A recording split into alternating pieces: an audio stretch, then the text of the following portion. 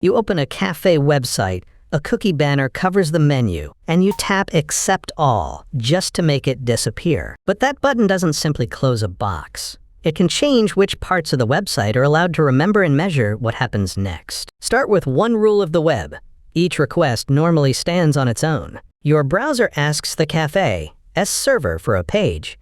The server sends the page back, but that exchange has no built-in memory of the last one. So the server can include a tiny instruction. Browser, please store this name and value with these rules. That's a cookie. The browser stores that cookie as a small record. A name, a value, the site it belongs to, and rules controlling when it can be sent. On a later request to that matching site, the browser can attach the cookie automatically. Now the server can reconnect this request to an earlier one, your cart, your language, or a signed-in session. The cookie often isn't the whole story. It may only say something like session equals A73. The server uses that identifier to find the larger record it already holds. So where does the banner fit?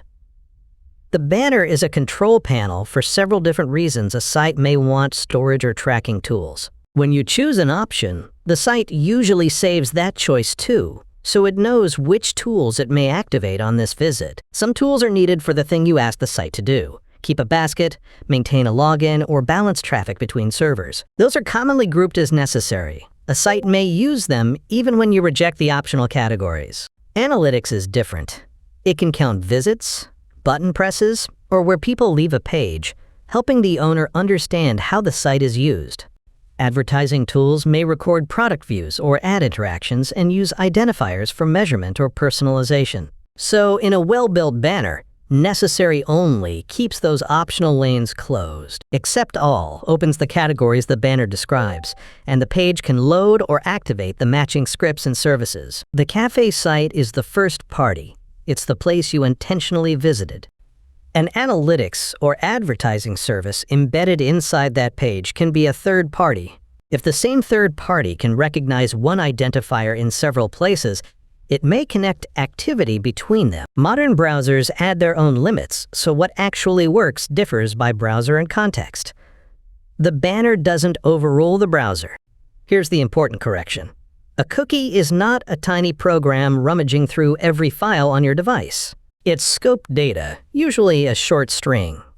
But a short identifier can still point to a detailed record held somewhere else. And Accept All is not one universal permission. It means allow the categories and partners described by this particular site's setup. That setup can be narrow, broad, well-implemented, or messy, which is why two banners can behave differently.